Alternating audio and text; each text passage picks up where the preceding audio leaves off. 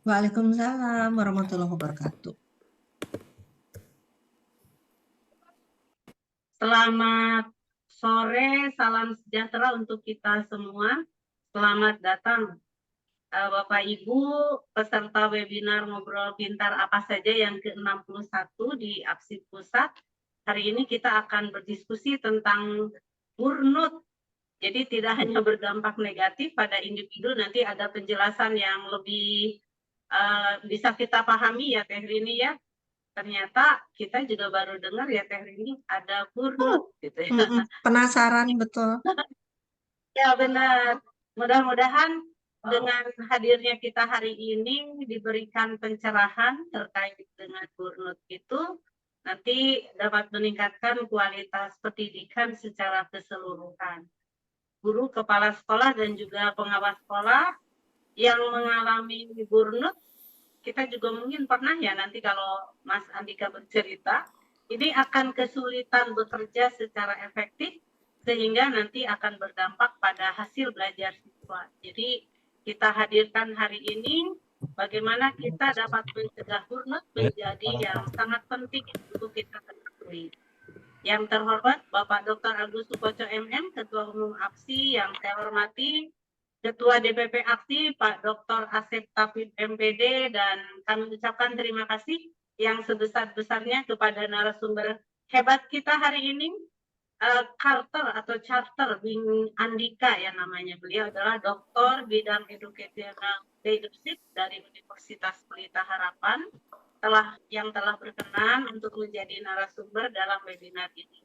Yang saya cintai dan tentu saja yang sangat saya banggakan, Bapak Ibu pengawas sekolah, kepala sekolah, dan juga guru senusantara yang hadir pada hari ini. Selamat bergabung Bapak Ibu semua dalam acara webinar ini. Saya Nur Aini, tim APSI Pusat yang pada sore hari ini didampingi oleh Ibu Dr. Hajah Rini Herlina MPD. Beliau adalah pengawas SMA Dinas Pendidikan Provinsi Sumatera Selatan yang juga sebagai tim APSI Pusat.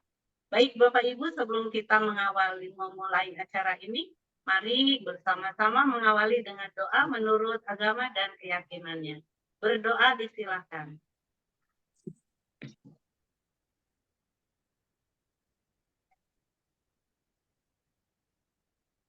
Berdoa selesai. Terima kasih. Ini nampaknya kita akan mulai dan akan saya serahkan sepenuhnya waktu untuk Teh Rini seluas-luasnya. Pokoknya masalah Teh Rini, Bang Andika mau diapain juga. Diapain? Oke, siap. Diapain sama kita para nenek dan kakek. Silakan Teh. Siap. Hatur nuhun Cek Nur. Kumaha sehat Cek? Damang. Persiapan besok saya sudah makan minum suplemen juga Teh, biar kita punya ya biar sehat ya. Untuk 3 hari. Aktivitas kegiatannya banyak ya, beberapa tempat gitu Cek ya. Oke, baik. Bismillahirrahmanirrahim. Assalamualaikum warahmatullahi wabarakatuh. Waalaikumsalam warahmatullahi wabarakatuh. Selamat sore Bapak Ibu peserta Ngopi Aja bareng APSI Pusat yang ke-161. Semoga kita semua selalu dalam keadaan sehat walafiat. Bertemu kembali bersama saya Rini Herlina yang tadi sudah disampaikan oleh host. Saya juga termasuk dalam keanggotaan tim APSI Pusat yang akan membersamai Bapak Ibu hingga pukul 17 nanti. Kita akan ngobrol pintar apa saja bareng APSI Pusat dan narasumber kita kali ini. Hari ini Sabtu 12 Oktober 2024, APSI Pusat yang dipimpin oleh Bapak Dr. Agus Sukoco MM kembali membersamai Bapak Ibu semuanya, pengawas sekolah, kepala sekolah, dan guru-guru hebat. Tadi juga saya lihat Cek Nur ada Bu Nini juga ya, dan tim APSI Pusat lainnya. Iya. Ikut menyimak katanya. Betul, betul. Ya, hatur nuhun Bu Nini, terima kasih sudah juga hadir di room kita kali ini. Semuanya ini tentunya kita ingin memahami ya secara bersama sesuai dengan tema kita fenomena burnout. Saya tadi bacanya burnout atau tadi Cek Nur bilangnya burnout gitu ya. Nanti kita serahkan kepada Nah, Burnout atau burnout gitu ya. Tapi nanti kita tanyakan ahlinya nih narasumber kita kali ini. Dari hasil penelitian secara mendalam katanya tentang apa itu burnout atau apa saja aspek-aspek yang berperan dalam terjadinya burnout atau burnout ini ya. Kita akan berdiskusi dan berkolaborasi tentu saja akan menginspirasi bersama APSI dan bersama AKSI. Jadi ada ketua umumnya DPP Aksi juga di sini. Di sini telah hadir narasumber yang mendalami tentang burnout ini, yaitu Bapak atau Mas ya, atau Bapak dulu deh, saya memanggilnya Carter bin Andika. Beliau adalah doktor bidang Educational Leadership dari Universitas Pelita Harapan. Selamat sore, Mas Andika ya panggilannya, karena Boleh, masih muda selamat nih. sore Bu Apa Rini. kabarnya? Kabar baik, luar biasa. Luar biasa. Ini apa? Terima kasih nih Mas Ika sudah berkenan hadir bergabung di acara webinar Ngopi Aja APSI Pusat. Terima Dengan senang kasih. hati. Hadir juga di sini tadi kita sudah di awal sudah bincang-bincang sedikit Kepala Sekolah Hebat Bapak Dr. Asep Tapip MPD. Beliau sebagai Ketua Umum DPP Aksi yang selalu membersamai kita nih. Assalamualaikum Kang Asep. Waalaikumsalam warahmatullahi wabarakatuh. Iya, sehat ya, Kang. Soalnya Alhamdulillah baru lagi pulang dari pegel-pegel. IKN, Iya, barangkali ini, kan iya. lelah-lelah, capek Nah begitu ya, ini Kang. terjadi burnout juga nih. Lelah Nah, fisik kita dan penasaran ya, Kang ya, yang bagaimana iya, betul sih supaya kita bisa mengatasinya gitu ya. iya, Oke, iya. baik. Iya, terima kasih, Kang. Bapak Ibu peserta webinar hebat semuanya, di tengah-tengah kita juga sudah hadir Ketua Umum di Pusat, Bapak Dr. Agus Sukoco MM yang selalu menginspirasi, bahkan terkadang out of the box ya. Seperti saat ini kita tidak kepikiran tentang hal ini, namun beliau tangkap fenomena yang dialami kita semua tanpa kita sadari ya. Izin saya menyapa, Samus. Halo, Assalamualaikum. Waalaikumsalam, apa kabarnya Bapak? Alhamdulillah, Mas Andika, Kang Asep, Bu Rini, Bu Nuraini. Hmm, Lagi sibuk Pak di sana menerima kita semua besok. Iya, ini lagi di gedung APSI sama Mas Wildan. Iya, luar biasa Pak ya. Ternyata betul-betul Pak Agus menginspirasi kita semua sampai terbukti nih peserta Rakernas APSI 24 di luar dugaan animonya luar biasa tembus sampai 700 lebih ya Bapak ya. Luar biasa. Iya. Baik Pak Agus, disilakan untuk membuka kegiatan kita, menyampaikan sambutan atau arahan untuk kita semua. Silakan Bapak. Ya, terima kasih. Assalamualaikum warahmatullahi wabarakatuh. Yang terhormat narasumber hebat kita, Pak Mas ya, Mas Andika, Andika. karena masih muda sekali. Iya. Kemudian Kang Asep, ini nampaknya dari IKN kemarin ya. Iya betul. Iya, iya, baru pulang, baru nyampe nih. Wah, Lagi merasa burnout ya. wah. Burnout atau borjo tadi Ibu ini? Nah, Bu. Burnut kata Cek Nur, burnut. kalau Bu Nur mah karena ada bunut, rumah makan bunut. bunut di sana, jadi bunut. Ada daun bunut Pak kalau di Bandung. Iya, iya, iya. Oke, terima kasih. Ini ada Pak Leger juga, ada teman-teman lengkap ya. Ada Bu Siti, ada Pak Adi, ada Mbak Ana, Ibu Ana, Bu Ani, Bu Ana, Bu Ani, Pak Bambang. Lengkap. Terima kasih Mas Andika.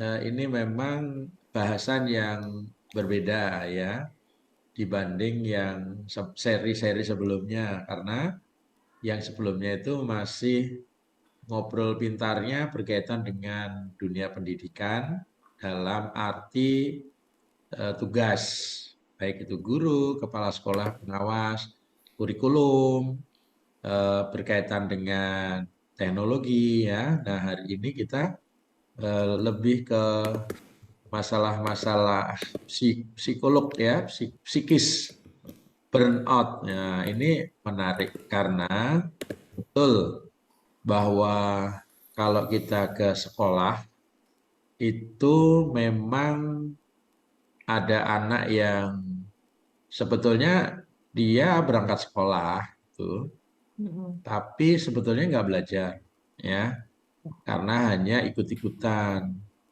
Kemudian ada Bapak Ibu guru berangkat ke sekolah, tapi sebetulnya hanya rutinitas, ya, bukan menjadikan sebuah tantangan baru, hari baru, makna baru, gitu ya. Yang saya temui begitu ya, termasuk kepala sekolah, termasuk pengawas, karena kita semuanya terjebak pada rutinitas sehingga kita sebagian besar ya kehilangan makna. Nah, mari kita kembali nih kepada fitrah penciptaan bahwa kita ini pada prinsipnya adalah secara default itu bahagia. Ya. Secara default itu kita itu sudah berkelimpahan, gitu ya. Secara default kita itu bisa melaksanakan semua yang menjadi amanah itu dengan sebaik-baiknya. Nah, saya pernah membaca sebuah artikel itu bahwa anak itu hanya ada dua yang secara default itu ketakutan gitu ya, yaitu suara keras dan ketinggian. Nah, apa takut jatuh gitu ya, dan suara keras itu defaultnya memang sudah istilahnya itu sudah terinstal ya di otaknya. Nah, seperti kemudian beban belajar, takut sama mata pelajaran, kemudian fobia, kemudian juga apa namanya lari ke yang berbahaya seperti merokok gitu tuh sebetulnya adalah bagian dari lingkungannya gitu ya, dipengaruhi oleh siapa dia bergaul, lingkungannya seperti apa.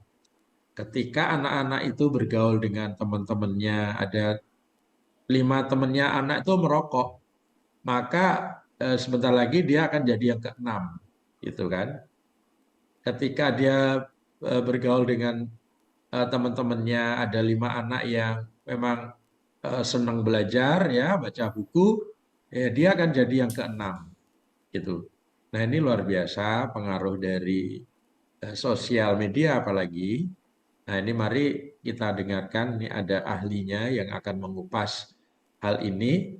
Terima kasih Mas Andika, semuanya menunggu nih, penasaran ya, ingin tahu ilmunya seperti apa, dan yang terpenting nanti kita bisa terapkan ya, bagi pengawas tentu tugas pendampingan, bagi kepala sekolah ya kepemimpinan di sekolah untuk mengelola di satuan pendidikan sehingga itu lingkungan belajarnya menjadi lebih baik. Bagi guru tentunya menjadi contoh teladan perilaku yang baik. Terima kasih sekali lagi, selamat berproses teman-teman, mari kita belajar. Jadi markijar ya, mari kita belajar. Terima kasih, Assalamualaikum warahmatullahi wabarakatuh. Waalaikumsalam warahmatullahi wabarakatuh. Tuh kan kita dapat lagi markijar. Mari kita belajar ya. Terus betul Pak Agus, sedikit-sedikit Pak Agus sudah ngebocorin tentang apa sih itu burnout ya, walaupun kita penasaran. Kita memang betul ya kadang terjebak dengan rutinitas dan itu tanpa makna. Wah, luar biasa. Nah, bener kan? Oh, kadang-kadang kita nggak kepikiran yang seperti itu, betul-betul Pak Agus out of the box banget ya. Terima kasih Pak Agus, izin lanjut. Nah, Bapak Ibu, sahabat APSI yang luar biasa, tadi sudah dibocorkan sedikit-sedikit dengan Ketua Umum APSI Pusat kita terkait dengan burnout dan bagaimana nih pengawas sekolah, kepala sekolah, dan guru-guru hebat mengatasinya. penasaran ya, saya juga penasaran nih. Namun sebelum kita ke Mas Andika, saya izin dulu, tadi ada sedikit saya baca riwayat beliau ya tentang CV-nya. Ya, tapi agak sulit karena pakai liken. Nama beliau adalah Carter bin Andika, kemudian beliau seorang doktor dalam kepemimpinan perencanaan strategis, transformasi organisasi, terus pembelajaran dan pengembangan dengan pemahaman yang luas terkait dengan industri pendidikan. Nah, mohon maaf nanti Mas Andika diperbaiki karena ini terjemahan saya tadi cepat saja. Beliau unggul dalam menyelaraskan strategi dan pelaksanaan yang efektif dalam mengatasi tantangan. Beliau ahli dalam mengubah visi menjadi kenyataan dengan berkolaborasi dengan pemangku kepentingan lintas fungsi untuk menerapkan strategi yang memberikan hasil yang terukur. Nah, itu sekelumit tentang Bapak Carter bin Andika atau Mas Andika yang keren ya, masih muda. Kita langsung saja narasumber kita tunggal nih, paling-paling nanti di sesi akhir ada Kang Asep untuk mengulasnya. Langsung kami persilakan kepada Mas Andika untuk kita semua siap menyimak. Silakan Mas. Baik, terima kasih Bu Rini, terima kasih juga tadi Pak Agus, Kang Asep gitu ya. Jadi terima kasih sekali atas kesempatan diberikan, saya boleh sharing-sharing dikit lah. Di sini kita saling bertukar pikiran aja terkait apa yang saya pelajari terkait fenomena burnout ini. Izinkan saya share screen sedikit mungkin ya. Jadi kita ada Baik, silakan. materi yang bisa kita intip gitu ya. Moga-moga sudah terlihat. Sudah. Ya, baik. Jadi sebenarnya mungkin hari ini saya mau izin cerita terkait tadi kalau dibilang ada fenomena burnout gitu ya. Apa sih fenomena burnout ini sebenarnya tuh seperti apa? Lalu gimana sih kita mengelola diri kita dalam fenomena ini dengan benar gitu ya. Nah, memang yang saya ceritakan ini nanti perspektifnya adalah dari kepala sekolah di Indonesia. Kenapa? Karena ini sebenarnya hasil penelitian saya ketika menjalankan studi program doktoral saya kemarin. Jadi saya penasaran gitu ya. Kalau tadi Pak Agus cerita ada murid, kalau burnout mungkin bisa dibantu oleh orang tuanya atau para guru-guru yang luar biasa. Kalau guru mungkin ketika ada burnout bisa aja minta tolong sama kepala sekolahnya untuk dibantu. Nah, saya penasaran gitu ya, kalau kepala sekolah ngalamin burnout, Gimana? gimana gitu, pada ngapain sih sampai ini tuh bisa diselesaikan dengan baik gitu ya. Jadi izinkan saya sharing apa yang saya coba, saya sudah dapatkan dari penelitian. Penelitian ini kurang lebih saya lakukan selama 3 tahun gitu ya. Mainly memang harapannya sih seluruh Indonesia, cuma memang penelitian ini respondennya mungkin kebanyakan dari Pulau Jawa. Jadi hitung-hitung juga dapetin perspektif dari rekan-rekan para kepala sekolah dari seluruh Indonesia saat ini gitu ya. Nah, mungkin sebelum kita cerita lebih lanjut, kita kenalan dulu gitu ya. Tadi kan udah diceritain sedikit terkait saya. Sekali lagi nama saya Carter bin Andika. Memang saya akhirnya sepanjang karir saya 15 tahun terakhir, saya banyak bergerak di konteks perencanaan strategis, perubahan organisasi, dan pembelajaran. Kebetulan saya baru menyelesaikan pendidikan doktoral saya di Universitas Pelita Harapan dengan peminatan lah kalau kita mau ngomong educational leadership atau kepemimpinan di dalam konteks pendidikan. Sepanjang karir saya sendiri, saya berkarir cukup lama di Universitas Bina Nusantara atau Yayasan Bina Nusantara kalau Bapak Ibu rekan-rekan familiar. Lalu pernah juga di Yayasan Sekolah Singapura. Terus saya sempat juga di Tangata Foundation dan saat ini saya sedang bertugas di Harita Group gitu ya. Jadi saya coba banyak belajar soal gimana sih organisasi berubah jadi lebih baik, termasuk juga para pemimpinnya gimana caranya jadi pemimpin yang lebih baik. Jadi saya hari ini senang sekali ada di tengah-tengah para pemimpin-pemimpin yang luar biasa gitu ya. Nah, kita mungkin hari ini akan ngobrol soal 3 hal. Saya izin sharing 3 hal ini. Satu, mungkin kita akan mulai dengan penyamaan persepsi dulu nih. Tadi kan masing-masing mungkin punya persepsi masing-masing burnout itu apa sih.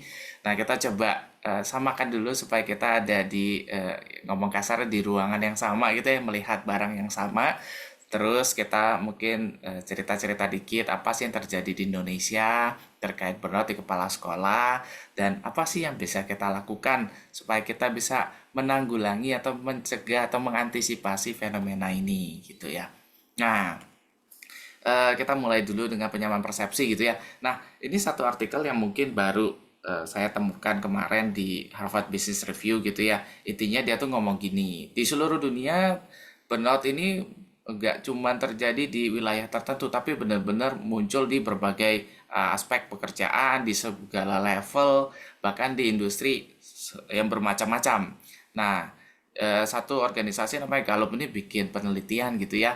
Katanya gini, orang atau pekerja atau misalnya orang mengalami burnout ini kemungkinan besar itu membuat kesalahan dalam pekerjaannya. Terus akhirnya kurang berinovasi dan kurang produktif. Bahkan dia ngitung-ngitung nih, di seluruh dunia orang-orang yang burnout ini akhirnya menyebabkan kerugian kepada ekonomi dunia sebesar 8,8 triliun US dollar atau sebanyak 9% dari GDP dari seluruh dunia. Jadi bisa dikatakan burnout itu sesuatu yang sangat merugikan kalau tidak dikelola dengan baik. Jadi di sini juga saya makin penasaran apa sih yang kita bisa lihat dari fenomena ini sehingga kita bisa siap-siap gitu ya. Jadi kan pertanyaannya adalah kembali lagi burnout itu apa sih? Nah, kita lihat dulu ya kepada orang yang pertama kali mencetuskan kata burnout tadi. Jadi ketika saya penelitian juga saya coba nyari padanannya. Kalau di bahasa Indonesia burnout ini apa sih? Mungkin kalau Bapak Ibu rekan-rekan kan familiar dengan kata stres gitu ya. Tapi ternyata katanya beda gitu. Nah, jadi ini kalau tadi ini baru aki-aki beneran nih ya. Bapak Herbert J. Freudenberger. Dia tahun 1974, dia pertama kali mencetuskan kata burnout. Katanya tuh gini, burnout itu adalah kondisi di mana seseorang itu capeknya luar biasa secara mental dan fisik karena kerjaannya, gitu ya. Karena dia kerja, dia capeknya luar biasa sampai benar-benar, aduh dia malas ngapa-ngapain. Dan dia waktu itu nulis buku, namanya judul bukunya juga sama ya, Burnout, gitu ya. Jadi ini kalau dibilang bapak burnout sedunia tuh dia nih katanya.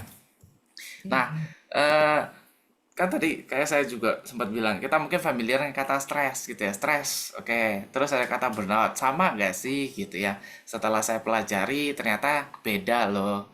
Beda tapi sama juga gitu. Maksudnya gimana? Nah, saya ngintip-ngintip dulu definisinya biar kita gampang gitu ya. Nah, ini menurut WHO, ya Organisasi Kesehatan Dunia, dia mencoba mendefinisikan, mereka mencoba mendefinisikan burnout itu apa sih? Nah, burnout itu katanya gini, stres di tempat kerja yang kronis, yang nggak kelar-kelar, yang terus-menerus terjadi, stres terus selama berkepanjangan dan tidak pernah kita bisa kelola dengan baik. Itu ya, chronic workplace stress yang has not been successfully managed kata gitu. Stresnya tuh nggak pernah habis, nggak ada masa naik turunnya gitu ya. Tapi tiap hari bawaannya tuh stres saja. Terus kita nggak pernah bisa selesaikan. Itu menyebabkan burnout yang ujung-ujungnya jadi punya 3 dimensi katanya. Yang pertama merasa tadi energinya tuh habis, mau berangkat kerja aja udah capek, kayaknya males gitu ya. Bawaannya tuh mau istirahat berapa lama, tidur berapa lama, tetap aja bawaannya capek. Terus katanya jadi orang yang lebih negatif kalau ngeliat kerjaannya. Aduh, apa-apa tuh kayak, aduh kerjaan baru ya. Aduh, kok gini lagi, kok gitu lagi. Ini apa lagi sih? Jadi sinis katanya. Terus akhirnya secara eh, kepercayaan diri terhadap pekerjaan juga turun. Ah, saya mah nggak bisa apa-apa. Saya mah semua kerjaan saya mah salah terus gitu. Katanya gitu kalau orang burnout. Lalu WHO juga bilang, burnout ini ternyata tidak dikategorikan sebagai kondisi medis. Burnout ini dikategorikan sebagai fenomena yang terjadi dalam lingkup ruang kerja, gitu ya. Nah, eh, burnout ini sebenarnya udah diteliti udah lumayan lama gitu ya. Jadi ini saya juga nemu ada 2 orang lah ya, Mel Santorelli yang meneliti gimana sih sampai kepala sekolah itu bisa burnout gitu ya. Dia bikin teori namanya Administrator Stress Cycle. Kurang lebih teorinya cerita gini secara singkat aja. Jadi kita Bapak Ibu rekan-rekan yang luar biasa kan sebagai kepala sekolah mengalami berbagai stress factor atau stressors. Ada faktor-faktor yang bikin Bapak Ibu stres gitu kan. Entah karena perannya yang berat gitu ya. sebagai kepala sekolah, pengawas, guru kan nggak mudah gitu ya mengelola siswa, belum orang tua dan kawan-kawannya. Bisa jadi juga stres karena kerjaannya sendiri. Wah, lagi banyak banget numpuk gitu ya. Muridnya mungkin banyak sekali atau malah muridnya dikit sekali gitu kan. Jadi kita jadi kepikiran. Atau bisa jadi Bapak Ibu tuh ngalamin kondisi di mana harus ngelola pemangku kepentingannya luar biasa banyak gitu ya.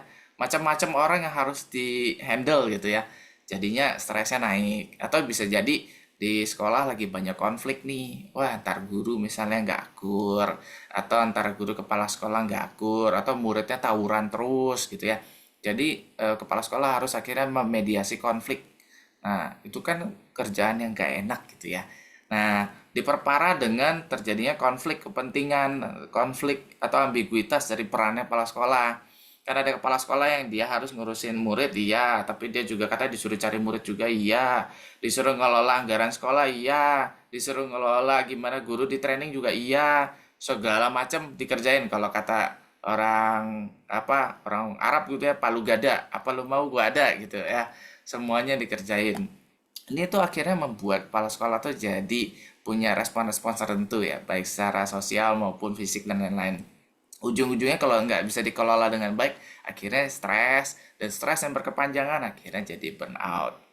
Nah, ada teori lagi, satu lagi yang populer katanya kalau orang teliti burnout, namanya Job Demand Resources Model. Jadi secara singkat intinya si Bapak Becker dan Demerot ini meneliti bahwa orang tuh gimana sih kenapa bisa burnout? Karena katanya kerjaan yang dikasih yang harus dikerjain sama sumber daya yang dikasih untuk ngerjainnya itu nggak seimbang. Kerjaannya banyak, sumber dayanya dikit banget. Gimana cara nyelesainnya? Lama-lama stres, lama-lama jadi capek, lama-lama akhirnya performance kerjanya turun. Ini katanya burnout tuh terjadi karena itu. Jadi ini teori-teori yang populer terkait burnout gitu ya. Nah, katanya juga gini, burnout itu ada macam-macam ternyata, nggak cuma satu macam, ada 3 macam katanya kalau orang burnout tuh. Ada yang katanya tipenya frenetic atau misalnya dia tuh dalam kondisi kerjaannya banyak banget sampai nggak bisa ngapa-ngapain. Kan kalau zaman sekarang gitu ya, eh, kalau kata orang lembur terus kerja dari Senin sampai Minggu nggak ketemu ngaso gitu ya, dia nggak bisa ngapa-ngapain, nggak bisa jalan-jalan, nggak bisa healing gitu ya, nggak bisa lihat-lihat, nggak bisa ngerjain hobinya, nggak bisa ngapain, semua waktunya habis buat kerjaannya, bahkan mungkin untuk keluarganya nggak sempet. Ini tipe pertama orang burnout. Tanda-tandanya apa? Dia capeknya luar biasa. Pokoknya kalau kita ketemu orang kayak gini tuh bawaannya kayak capek, bukannya capek, badannya capek gitu ya, sering sakit gitu. Ada juga tipe orang burnout tuh katanya under challenge. Kenapa? Karena kondisi kerjanya tuh itu-itu aja, repetitif, ya. Diulang tiap hari tuh kerjanya sama, nggak pernah berubah. Tapi itu juga banyak kerjanya, udah diulang-ulang banyak pula. Mungkin gitu ya, tiap hari suruh ngerjain RPP terus ya, capek juga gitu, bosen lah gitu. Akhirnya merasa tadi ngeliat kerjanya tuh jadi sinis, jadi depersonalize dalam arti dia merasa aduh ini kerjaan kok nggak saya banget ya, kok saya kerjanya gini-gini aja ya gitu. Itu kategori kedua orang burnout katanya. Lalu kategori ketiga itu orang burnout katanya, yang udah dalam tahap ya aduh kayaknya saya nggak mampu ngapa-ngapain ya, saya jadi kepala sekolah kok kayaknya sekolah gini-gini aja ya, kok kayaknya murid saya nggak berprestasi ya, bawaannya tuh motivasinya rendah banget gitu ya, ngeluh aja bawaannya tuh gitu. Nah, ini katanya kategori ketiga orang yang dalam kondisi burnout gitu ya. Jadi, nah, jadi kalau saya boleh rangkum gitu ya, jadi burnout itu sebenarnya kondisi di mana pekerja itu lelah banget karena terlalu banyak ngeluarin energi dan sumber dayanya. Tapi banyak keluarnya nggak banyak keisi, habis. Kan burnout itu gitu, kebakar habis gitu ya. Jadi kayak sumber daya kayunya di dalam diri tuh buat nyalain api udah kebakar udah habis udah nggak ada apa-apa lagi, udah nggak tahu mau ngapain gitu ya. Jadi akhirnya stres dan berkepanjangan gitu ya, nggak ada waktu di mana dia bisa beristirahat atau bisa refresh gitulah ya. Jadi akhirnya mentalnya lelah, jadi orang yang negatif, lalu kerjanya nggak efisien. Terus akhirnya kalau kata orang, kalau kepala sekolah nih konteksnya, dia tuh nggak puas terhadap pekerjaannya sendiri. bawaannya tuh kayak ngeluh, terus juga jadinya sikapnya acuh tak acuh gitu, kayak cuek aja orangnya, jadi judes kalau katanya gitu ya. Terus ujung-ujungnya dia kritik orang mulu, terus debat mulu gitu, entah sama teman kerjanya atau sama orang tua atau sama yang lain-lain gitu ya. Jadi ini loh katanya orang kalau dalam kondisi berat tuh ngalamin kayak gini. Saya sih berharap Bapak Ibu rekan-rekan nggak ngalamin gitu ya. Tapi kalaupun misalnya penasaran, saya nih pernah ngalamin nggak ya atau lagi ngalamin nggak ya? Ada nih eh, ada check up-nya. Ini katanya 2 minute check up. Ya, gitu. Gimana kita check up apa kita lagi burnout nggak sih dalam waktu 2 menit gitu ya. Jadi mungkin Bapak Ibu bisa iseng-iseng gitu ya, selama 2 menit saya coba jelasin. Kita coba nilai sendiri nih. Tingkat stresnya kita dari 0 sampai 10. 0 itu saya nggak stres sama sekali, 10 tuh wah saya stresnya luar biasa gitu ya. Ada 6 faktor yang kita mau intip dari pekerjaan kita. Kalau skornya makin tinggi, berarti kemungkinan Bapak Ibu lagi sedang mengalami fenomena burnout. Tapi kalau skornya lagi rendah, bisa jadi Bapak Ibu sedang dalam kondisi yang luar biasa baik. Yang pertama kita coba intip gitu ya, beban kerja kita. Dari jumlah pekerjaan yang kita kerjakan nih, kita stres banget nggak 10? Atau kayaknya beban kerja saya ya oke lah gitu ya, 2 gitu. Atau misalnya kadang-kadang stres, kadang-kadang enggak, 5 mungkin gitu ya. Nah itu di satu tahap. Lalu faktor kedua gitu ya, value atau nilai-nilai diri kita ya. Apakah kita terhubung dengan pekerjaan kita? Misalnya gini, nilai hidup kita nih nyambung nggak sih sama nilai kerjaan kita? Kan kadang ada orang mungkin stres, dia tuh orangnya jujur, tapi di kantornya disuruh bohong mulu, nilainya tuh nggak nyambung gitu, jadi stres. Atau ada orang yang mungkin saya kerja tuh maunya cepet selesainya, tapi di kantor nih orang-orangnya kerjanya lelet-lelet gitu, saya stres. Nah, itu dia mungkin nilainya 10. Atau misalnya, wah saya orangnya gini, di kantor saya ketemu orang yang sama, kita kerja semua serasi, selaras. Oh, berarti mungkin 0. Terus penghargaan gimana? Faktor penghargaan. Apakah secara finansial saya dapat penghargaan yang layak, atau secara sosial kita diakui dengan baik? Mungkin ada orang-orang yang, waduh, saya kayaknya kerja mau sebagus apapun kok kayaknya nggak pernah dihargai. Atau saya selalu dapat penghargaan yang sesuai, baik dari sisi finansial maupun sosial. Nah, ini kan level stresnya berbeda. Lalu secara kontrol, tingkat kontrol, kalau Bapak Ibu rekan-rekan sebagai pengawas atau kepala sekolah atau guru, kan ada otonomi yang diberikan. Kalau dikasih otonominya banyak, kita mungkin akan lebih lebih fleksibel. Tapi kadang ada kondisi di mana kita nggak punya otonomi, apa-apa nggak boleh, apa-apa nggak bisa, semua serba susah. Atau malah mungkin ada juga orang yang dikasih otonomi berlebih, malah stres, saya malah nggak tahu mesti ngapain gitu, nggak ada arahan yang jelas. Itu gimana? Terus faktor selanjutnya tingkat keadilannya tuh gimana? Saya di kantor atau di tempat kerja tuh dirasa diperlakukan adil nggak ya? Terkait saya dan rekan kerja saya, oh kerjaan saya banyak sendiri ya, kok dia enggak ya? Gitu. Atau kerjaan saya kok malah saya nggak dikasih apa-apa ya? Yang lain kok dikasih kerjaan yang penting gitu ya? Itu tingkat stresnya kan berbeda. Lalu yang terakhir komunitas. Apakah kita atau Bapak Ibu rekan-rekan ada dalam sebuah komunitas yang memberi keterlibatan yang baik, gitu ya? Apakah kita tuh berperan aktif dan segala macam. Nah, semakin tinggi tadi ya level stresnya yang Bapak Ibu coba nilai, berarti semakin tinggi juga resiko Bapak Ibu rekan-rekan sedang mengalami fenomena burnout. Ini jadi check up kita sama-sama gitu ya. Sehingga kita juga langkah pertama untuk bisa pulih itu kan adalah aware atau ngerti saya dalam kondisi seperti apa. Kalau kita nggak tahu kan susah juga. Tapi kalau kita udah tahu, kita sadar, kita jadi tahu langkah-langkah yang harus kita lakukan. Gitu ya. Jadi kata Dr. Rodney Hanley-Defoe gitu ya, dia peneliti terkait fenomena burnout ini juga, dia tuh bilang gini. Jadi penelitian dia akhirnya menemukan fakta bahwa burnout itu terjadi bukan karena kita tuh nggak punya skill untuk mengelola diri, enggak katanya. Malah burnout itu adalah katanya curse of the strong gitu ya. Justru ini adalah fenomena menghantui orang-orang yang hebat, orang-orang yang kuat. Kenapa?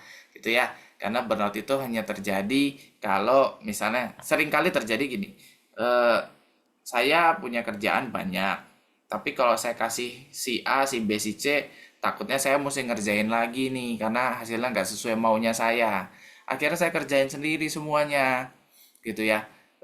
Itu kalau terus menerus kan capek banget gitu ya, kayak berasa sendirian, gak ada yang bantuin. Kok saya capek sendiri, saya peduli sendiri, akhirnya jadi burnout. Itu hal yang paling sering terjadi gitu ya. Nah, jadi kita sekarang ngintip nih. Tadi kan kita udah sama-sama punya perspektif yang harapannya perspektif yang sama, burnout itu kayak gimana. Nah, kita coba ngintip di Indonesia yang terjadi seperti apa. Jadi ini penelitian saya lakukan sejak tahun 2021 sampai pertengahan 2024 ini gitu ya. Jadi saya menggunakan pendekatan kualitatif dengan interpretative phenomenological analysis. Jadi saya neliti 12 orang kepala sekolah yang tersebar di seluruh Indonesia, balance laki-laki dan perempuan 66 gitu ya, dengan jumlah sekolah yang macam-macam, ada yang punya muridnya banyak, ada yang muridnya dikit gitu ya, ada yang gurunya banyak, ada yang gurunya dikit gitu ya, ada yang ngelola TK, SD, madrasah, SMP, SMA sampai sekolah satu atap gitu ya. Nah, rata-rata informan ini tuh kerja minimal 5 tahun. Terus 5 tahun sebagai kepala sekolah gitu ya. Terus usianya udah harus di atas 30 tahun. Terus pernah ngalamin fenomena burnout dan bersedia menceritakan gitu ya. Nah, dari penelitian ini kita jadi ngerti kan kompleksitas dari kerjaannya kepala sekolah. Kepala sekolah itu ngadepin tuh macam-macam begitu ya, pemangku kepentingan yang harus dikelola. Ini luar biasa capeknya kan kalau kata kepala sekolah gitu ya, harus mengelola siapa. Yang paling gampang mungkin guru dan tenaga pendidik gitu ya, harus ngelola kadang-kadang anak murid atau anak siswa yang dalam keadaan tertentu gitu ya, harus juga ngelola orang tua, entah orang tuanya komplain lah, entah orang tuanya apa mencari apa segala macam, harus juga ngelola pasti dinas pendidikan gitu ya dengan segala kompleksitasnya gitu kan. Mungkin bagi kepala sekolah yang swasta juga harus berurusan dengan yayasan pendidikan. Terus belum entitas-entitas lain yang ngajakin kerjasama gitu kan, entah dari pihak luar maupun pihak dalam. Jadi kepala sekolah nih luar biasa kalau eh, tadi saya bilang kan palu gada gitu ya, semua dikerjain. Kalau di perusahaan-perusahaan mungkin sebagai pemimpin tertinggi di entitas sebagai CEO misalnya, wah dia punya banyak staff yang ngurusin, orang marketing ngurusin siapa, orang apa ngurusin apa. Tapi kalau di sekolah kadang-kadang keterbatasan sumber daya itu bikin akhirnya kepala sekolah harus ngerjain segala macamnya. Gitu ya. Ini belum lagi kalau zaman dulu kan kepala sekolah masih disuruh ngajar. Kalau sekarang kan udah nggak diwajibkan. Tapi masih ada beberapa kepala sekolah yang juga masih senang ngajar gitu. Jadi banyak sekali yang dikerjakan. Nah, antecedennya apa? Jadi penelitian saya salah satu yang saya teliti adalah apa sih yang menyebabkan para kepala sekolah ini akhirnya nggak mengalami burnout gitu ya. Jadi di Indonesia ini saya melihat ada 3 hal yang sering jadi alasan kenapa kepala sekolah tuh nggak menghadapi burnout. Yang pertama, dia itu kewalahan gitu ya, mengelola peran yang macam-macam. Tadi kan mesti macam-macam ngerjainnya. Kalau ketemu dinas jadi apa, kalau ketemu orang tua jadi apa, hari ini jadi motivator, besok jadi yang ngurusin administrasi, kadang-kadang harus jadi orang keuangan yang ngurusin uang, kadang-kadang jadi event organizer, macam-macam banget perannya gitu ya. Belum dari peran-peran sosial pribadinya. Terus ngadapin dari berbagai peran dan pemangku kepentingan yang dihadapi, akhirnya kepala sekolah, guru, dan kawan-kawan itu menghadapi berbagai tuntutan dari interaksi sosial tersebut. Oh harus gini, orang tua maunya kepala sekolah gini, murid maunya orang kepala sekolah gini, dinas pendidikan maunya kepala sekolah gini, gitu kan. Terus akhirnya apa? Terjadi konflik kepentingan. Kepala sekolah kan jadi pusing ya, ngelolanya gimana sih?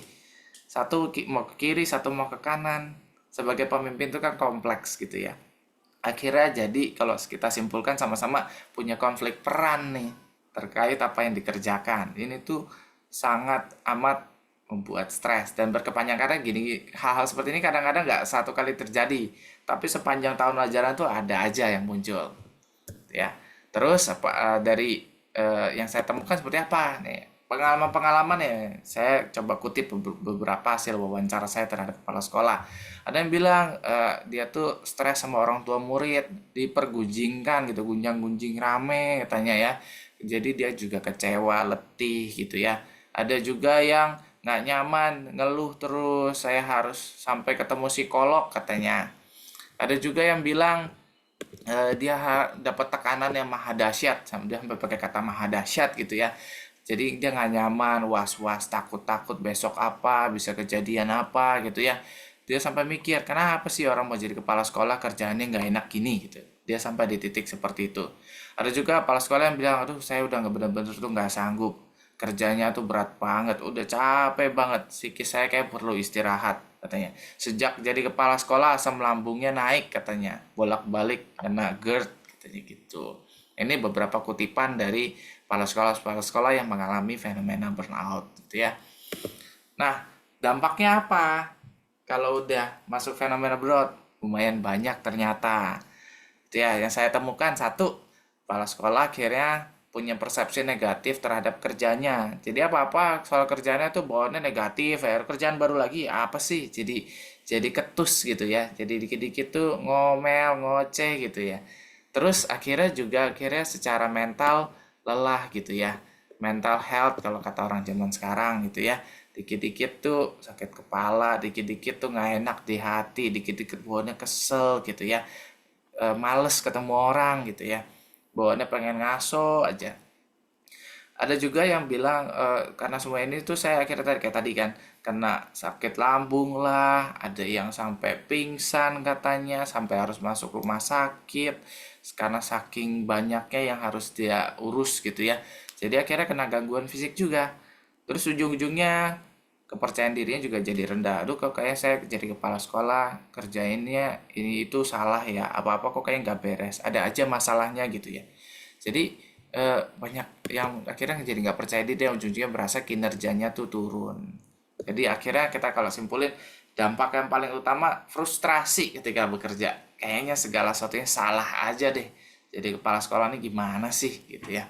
Ini dampak yang sering muncul. Bisa aja ada dampak-dampak lainnya gitu, tapi ini yang paling sering ditemukan. Nah,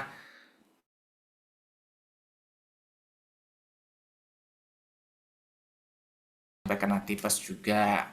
Ada yang juga spiritually drained katanya, malah secara rohaninya juga babak belur katanya. Padahal kita udah sholat, udah apa, tapi kok saya malah jadi jauh juga dari Tuhan katanya. Sampai keluar masuk rumah sakit, muntah katanya kan habis ketemu orang gitu ya. Ada juga yang bilang, tuh saya jadi nggak iso mikir katanya. Bingung mesti ngerjain apa. Saya jadinya bengong aja di sekolah tuh diem, penuh sesek katanya. Ada juga yang katanya hatinya nggak enak, nggak fokus, nggak bisa kerja dengan baik. Ini katanya para kepala sekolah gitu ya dalam menghadapi fenomena burnout. Jadi moga-moga ya Bapak Ibu di sini luar biasa nggak sampai ngalamin hal-hal seperti ini gitu ya. Tapi kalau pengalamin kita ntar sama-sama belajar gitu ya. Gimana caranya kita meregulasi ini dengan baik supaya kita juga bisa mengantisipasinya. Tapi jadi pada penelitian saya ini teori yang kira saya temukan gitu ya.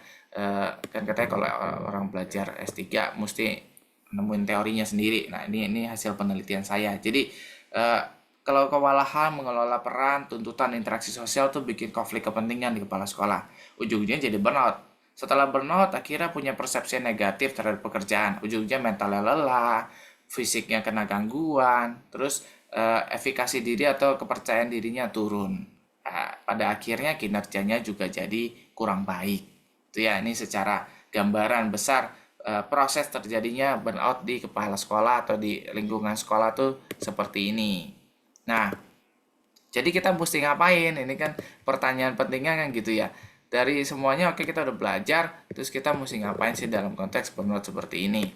Nah, ini yang saya coba harapannya bisa mempermudah Bapak Ibu rekan-rekan atau memahami ya. Jadi kita tuh sebagai seorang individu punya sumber daya yang kita bisa kelola. Ya, mulai dari personal resources atau sumber daya pribadi. Macamnya seperti apa gitu ya, spiritualitas kita gitu ya, kalau kita rajin sholat berdoa itu kan menguatkan kita, optimismenya kita bahwa semuanya kan baik-baik saja pada akhirnya, proaktivitas kita bahwa kita mengantisipasi sesuatu sebelum itu terjadi, sedia payung sebelum hujan kalau kata peribahasa. Lalu kemampuan kita berkomunikasi, refleksi diri kita, resiliensi kita, dan kreativitas kita itu adalah personal resources kita, sumber daya pribadi kita. Ini sesuatu yang harapannya mudah diakses, gitu ya. Lalu dengan kita bisa mengelola sumber daya pribadi dengan baik, harapannya kapasitas kita naik. Kapasitas kita naik, akhirnya kita mampu mengelola sumber daya yang ada di lingkungan kerja kita. Seperti guru, staf, anggaran yang dikasih, bahkan orang tua, siswa, kepemimpinan yang ada, dan fasilitas-fasilitas yang ada di sekolah. Kalau kita punya tadi komunikasi yang baik, mungkin kita bisa justru menggunakan para guru-guru untuk bisa membantu pekerjaan dengan lebih baik. Kalau kita punya kreativitas, kita bisa engage orang tua, siswa dengan lebih baik sehingga mereka juga mungkin bisa jadi salah satu sumber daya yang luar biasa yang bikin sekolah jadi lebih maju, gitu ya. Nah, kalau di level kedua ini kita udah mulai punya kapasitas yang baik, harapannya kita juga akhirnya bisa masuk ke kapasitas ketiga gitu ya, sumber daya yang ada di komunitas. Seperti yang mungkin Bapak Ibu rekan-rekan sekarang ada di sini gitu ya, di komunitas yang luar biasa baik gitu ya. Jadi komunitas itu sebuah sumber daya juga di mana kita bisa belajar satu sama lain. Pengalaman kepala sekolah lain seperti apa, pengalaman dari luar seperti apa, yayasan bisa memberi sumber daya apa, atau dinas pendidikan bisa memberikan suatu sumber daya yang baik. Memang semakin atas itu semakin sulit diakses, nggak mudah gitu ya. Tapi ya dengan seiring bertambahnya kapasitas seorang kepala sekolah atau guru, harapannya kemampuan untuk mengakses sumber daya yang lebih luas jadi lebih mudah dilakukan. Lalu rekomendasi jadi seperti apa gitu. Nanti kita mungkin banyak ngobrol aja, sharing. Jadi saya nggak coba lama-lama. Ada 4 rekomendasi yang saya sarankan supaya para kepala sekolah atau guru-guru bisa mempersiapkan dirinya. Yang pertama tuh job crafting. Bahasa kerennya job crafting. Job crafting ini apa ya?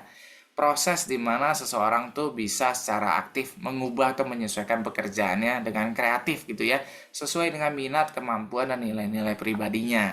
Jadi kita jangan kerjaan yang ngontrol kita, tapi kita yang mengendalikan pekerjaan kita, dinamikanya seperti apa, bentuknya bisa kita kreativitaskan dengan baik. Lalu kita juga perlu berinvestasi pada pengembangan kapasitas. Jadi saya mengapresiasi gitu ya Bapak Ibu rekan-rekan, hari Sabtu sore-sore yang dimana kita mungkin asik istirahat, bisa jalan-jalan sama keluarga atau nonton gitu ya, nonton drama Korea atau apa. Tapi sekarang bergabung sama-sama di sini, sama-sama belajar, berbagi satu sama lain tuh luar biasa. Investasi yang saya rasa nggak sia-sia. Lalu juga harus tergabung secara aktif pada komunitas yang positif, baik komunitas seperti ini, komunitas kepala sekolah dan guru gitu ya, ataupun komunitas-komunitas positif di luaran sana. Ini membuat kita juga bisa memperluas kapasitas kita, kita diberi akses terhadap tadi sumber daya yang tadi mungkin nggak ada di tangan kita. Terus mungkin bagi beberapa kepala sekolah yang sayang sekali sedang mengalami fenomena burnout gitu ya, bisa mencari bantuan profesional yang sesuai. Jadi kadang-kadang memang pada tahap tertentu yang udah cukup berat, seperti tadi ada gangguan mental, gangguan fisik, maka dibutuhkan juga bantuan dari profesional seperti dokter maupun psikolog. Jadi hal-hal ini yang memang harus jadi gaya hidupnya para pemimpin untuk bisa melindungi diri kita semua dari tadi fenomena burnout. Jadi ini bisa membuat kita lebih mudah menghadapi pekerjaan yang makin hari itu nggak makin gampang gitu, malah makin sulit. Tuh. Seperti yang tadi saya bilang gitu ya, mungkin saya tutup dengan ini gitu ya, pemaparan yang sederhana ini gitu, bahwa burnout ini sebenarnya hanya mungkin terjadi pada mereka yang sungguh-sungguh peduli dengan apa yang mereka kerjakan. Jadi sebenarnya saya percaya bahwa Bapak Ibu rekan-rekan sebagai kepala sekolah, guru, pengawas itu sangat peduli sesungguhnya dengan pendidikan yang di Indonesia ini gitu ya, sesuatu yang sangat penting. Jadi bisa dibilang kita semua ini memiliki resiko akhirnya menghadapi fenomena burnout. Jadi kita mesti siap sedia, kita mesti jaga diri kita dengan baik supaya kita nggak masuk dalam fenomena yang nggak nyaman seperti ini, gitu ya. Itu aja yang mungkin saya sampaikan saat ini. Terima kasih atas kesempatannya. Mungkin kita bisa lebih banyak ngobrol-ngobrol pengalaman Bapak Ibu atau sama tips and trik masing-masing gitu ya, gimana menghadapi fenomena seperti ini. Terima kasih, saya kembalikan ke Bu Rini. Baik, luar biasa Mas Andika. Ini pasti dialami oleh kita semua ya, guru, kepala sekolah, juga mungkin pengawas sekolah gitu ya. Mas Andika, peserta kita ini pengawas sekolah, kepala sekolah, dan guru-guru juga yang Ya, tentunya adalah mungkin ya kalau tadi dikatakan, burnout itu, apa namanya ya, bisa berdampak negatif berarti ya pada setiap individu. Bisa-bisa betul. juga kualitas pendidikannya secara keseluruhan tuh jadi menurun. Betul Tadi saya sekali. juga cukup mengerikan juga ya, jadinya itu pesimis, tadi saya tulis kemudian capek terus, terus Betul. kelelahan mental, bahkan jadi judes ya, sinisme Betul. gitu. Dan ada 3 kelompok dari burnout ya. Mm-mm. Dan alhamdulillah juga tadi saya sudah melihat oleh Mas Andika yang tadi dikatakan ya udah jangan pekerjaan yang mengontrol kita, tetapi kita yang mengontrol pekerjaan Betul. dengan dinamika yang kita inginkan. Kemudian bergabung pada komunitas positif, kemudian mencari bantuan kalau memang itu sudah kronis.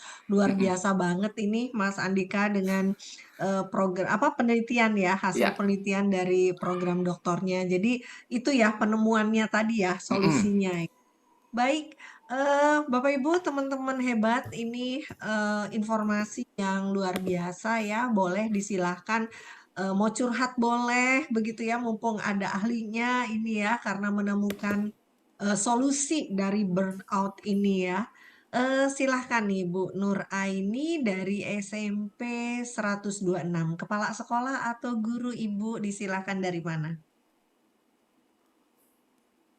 Dibuka dulu mute-nya. Ya, Oke, ya. terima kasih Ibu Rini. Saya Nur Aini dari SMP Negeri 126 Jakarta. Saat ini saya sebagai kepala sekolah. Terima kasih Silakan. atas kesempatannya. Selamat sore Mas Andika. Sore, Bu Saya Nureni. izin bertanya terkait tadi soal burnout. Kalau seandainya guru kami yang mengalami burnout, Ya, tapi kami terindikasikan bahwa burnout itu sebetulnya bukan dari sekolah, tetapi bisa jadi sebagai ibu rumah tangga dari rumah. Apakah itu memungkinkan? eh kalau dibilang nggak memungkinkan atau enggak, pasti mungkin, gitu ya. Karena balik Iya, lagi, tadi salah satu penyebab burnout itu kan konflik peran di dalam dirinya kita, gitu ya. iya, Saya harus iya, berperan sebentar ini, sebentar itu. Tapi eh, kita yang perlu mengelola dinamikanya. Nah, tapi yang saya iya, pelajari dari berbagai penelitian terkait burnout, solusi terbaik untuk bisa memitigasi burnout ini dengan tepat gitu ya, dengan cara yang paling cepat adalah dukungan sosial yang baik. Jadi iya. kadang-kadang gitu ya, Baik, kalau orang ngalamin burnout itu bawaannya kan pengen menyendiri gitu ya, menarik diri dari komunitas, nggak mau ditanya-tanya, nggak mau cerita macem-macem, tapi orangnya juga bawaannya kesel, judes, kayaknya kok susah dideketin gitu ya. Tapi memang nggak ada cara lain, Bu, sayang sekali. Cara terbaik untuk kita bisa mendukung kolega kita yang mungkin dalam kondisi burnout adalah merangkul, mendampingi dia, memastikan bahwa hmm, dia tahu bahwa kita tuh ada buat mereka, kita tuh peduli, dan gimana nih hmm, supaya misalnya kalau konteksnya tadi yang Bu Nurani cerita bahwa rekan Ibu burnout mungkin karena sesuatu dari faktor keluarga. Nah, gimana iya, kita kerja bareng-bareng supaya jangan sampai hal-hal yang terjadi di sekolah akhirnya menambah beban dia juga di rumah. Jadi biar dia bisa iya efektif, betul. efisien di sekolah, hasil kerjanya memuaskan, dia kan juga jadi kalau di kantor kerjanya baik, di sekolah kerjanya baik kan dia juga jadi terangkat ya motivasinya. Wah, saya ternyata bisa Hmm. mengerjakan hal-hal yang baik. Saya dapat apresiasi, murid-murid saya luar biasa. Mungkin ketika dia sampai ke rumah, hatinya lebih gembira, otomatis banyak hal yang bisa jadi lebih baik. Tuh, Bu. Ya. Baik, boleh pertanyaan selanjutnya, Mas Boleh, Andika? boleh, Boleh, silakan. boleh, Ya boleh. silakan. Saya pernah membaca sebuah artikel tentang zona emosional energi ya. Hmm, Ketika seseorang masuki zona burnout itu adalah zona yang paling rendah dalam kehidupan seorang, yang betul. akhirnya dia akan masuk pada zona bertahan. Dampak Ya, dari burnout tersebut yang tadi seperti Mas Andika katakan, frustasi, marah, takut, cemas. betul. Nah, di sini terkadang orang ketika dalam masa zona burnout dia tidak memahami bahwa dia berada dalam masa tersebut, ya, sehingga yang keluar tampak dari kita orang luar adalah frustasinya, marahnya, cemasnya, takutnya. Nah, sebagai kepala sekolah bagaimana agar saya bisa memberikan penyadaran bahwa kamu tuh berada loh dalam fase burnout. Ayo, marah kamu, cemas kamu, takut kamu, ayo sama-sama kita lepaskan. Sehingga dia bisa masuk pada fase zona emosi selanjutnya, yaitu zona kinerja. Ya, ketika dia bisa bikin kinerja yang baik, dia akan tenang, optimis, dan sebagainya. Bagaimana pendampingan kita, Mas Andika, agar kita bisa memberikan penyadaran kepada rekan kita bahwa dia dalam masa zona burnout, sehingga ekspresi yang keluar marah, cemas, takut, melalaikan tugas, dan sebagainya. Kadang-kadang di sini kadang-kadang teman tidak menyadari bahwa dia berada dalam fase tersebut. Betul. Terima kasih. Oke, Keren makasih Bu bacaannya Bu Nuraini Nuraini, ya. luar biasa gitu ya jurnal. Oke, jadi gini Iya, Bu, silakan. kalau kita kadang-kadang ya tantangan paling sering terjadi ketika orang ngambil burnout itu memang gitu, dia nggak sadar, dia berubah gitu ya secara pribadi karena dia sedang ngalamin burnout. Satu yang memang makanya pengembangan kapasitas untuk mengenali diri sendiri itu jadi penting. Tadi kan saya makanya mengatakan bahwa salah satu sumber daya personal yang penting adalah refleksi diri. Apa sih yang sedang saya alami? Kenapa sih saya begini? Sayangnya guru maupun kepala sekolah seringkali tidak diperlengkapi dengan kemampuan ini. Jadi karena mungkin kerjaannya udah banyak banget yang saya temui, akhirnya nggak sempat melakukan refleksi diri. Orang waktu-waktunya udah habis dengan kerjaan hari-hari, itu beban administrasi dan kawan-kawan gitu ya.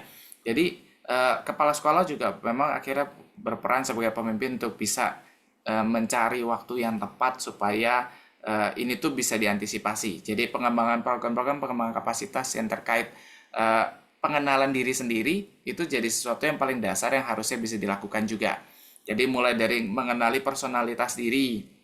Setiap orang kan punya personality yang berbeda-beda. Entah kita mau pakai model psikologi populer yang zaman sekarang ada MBTI atau DISC yang mudah didapatkan di mana-mana, itu membuat seseorang juga jadi mengenali dirinya, apa yang menjadi kelemahan dan kekurangan kelebihannya dia, sehingga dia bisa mengantisipasi apa yang harus saya persiapkan. Lalu juga kadang-kadang seperti yang saya temukan gitu ketika saya mencoba mewawancari berbagai kepala sekolah, rata-rata kepala sekolah nggak aware terminologi burnout ini apa, taunya stres, terus burnout itu seperti apa. Jadi informasi-informasi seperti ini juga perlu secara rutin diberikan atau dibagikan kepada rekan-rekan kita, kolega kita di sekolah, supaya mereka juga jadi ngerti. Kadang-kadang kan gitu, kalau kita nggak pernah lihat barangnya, nggak pernah dikasih tahu ini apa, kita juga nggak bisa kenalin gitu. Kan kalau orang nggak ngerti bunga apa, dia lihat bunga semua sama aja. Jadi, oh ini semua sama aja, saya stres doang kok. Sayangnya di Indonesia dalam penelitian saya malah nemuin orang-orang yang dalam kondisi burnout ini malah dapat stigma negatif. Kamu nih jangan-jangan kurang sholat nih. Kamu nih jangan-jangan mentalmu lemah nih, gitu. Bukan dapat dukungan, malah dapat judge yang atau penghakiman yang malah nggak enak. Ini malah bikin mereka makin sulit keluar dari fenomena ini. Jadi memang penting juga peran kepala sekolah untuk bisa aware, sehingga juga bisa mengidentifikasi lebih awal dan ngobrol gitu ya. Kan kita sama-sama bisa secara fleksibel membuat program-program yang personal bisa membantu kolega kita untuk bisa dalam keadaan kondisi mental yang sehat. Resiliensi itu dibangun kan juga dengan proses ya Bu ya. Otot mental kita kan kayak otot tubuhnya kita, mesti dilatih. Makanya kan sebenarnya stres itu harus dikelola. Ada waktunya diberi stres sedikit supaya di stretch gitu ya, ditarik kapasitasnya supaya lebar, dikasih waktu pemulihan. Kalau kita nge-gym atau latihan otot kan gitu kayak Adira kan gitu ya. Kita angkat beban gitu ya, stres otot kita. Habis itu kan mesti istirahat supaya ototnya pulih. Habis itu angkat beban lagi, tapi pasti pelan-pelan bebannya naik. Kalau kapasitas dia naik secara mental, maka kemungkinan seseorang mengalami burnout itu resiko jadi turun lebih jauh. Seperti gitu, kalau badan kita sehat, resiko kita kena sakit jantung, diabetes pasti lebih rendah. Bukan berarti nggak bisa, tapi sulit lah kena seperti itu. Sama, mental itu mesti dilatih, stretch, istirahat, supaya kapasitasnya, kemampuan beban yang bisa ditanggung lebih besar. Semoga bisa memberi jawaban Bu Nuraini. Gimana Bu Nur? Iya, baik. Iya, lanjut. Pak Edi Erwan, disilahkan Pak Edi. Boleh dibuka mute-nya. Halo Pak Edi. Ternyata burnout ini cukup menakutkan juga ya. Menakutkannya tuh apabila kita tidak menyadari bahwa kita sedang berada di zona itu, ternyata gitu. Seandainya kita menyadari itu, maka yang tadi Mas Andika berikan kita bisa lakukan gitu ya. Betul. Iya. Oke, siap. Iya, Pak Edwin. Iya. Siap. Oke, baik. Bapak dari mana? Kepala sekolah Iya. atau guru, Bapak? Oke, Assalamualaikum warahmatullahi wabarakatuh. Waalaikumsalam warahmatullahi wabarakatuh. Selamat sore, Mas Andika ya. Sore Iya. Pak Edi. Oke, ini saya kebetulan pengawas SMP. Ya.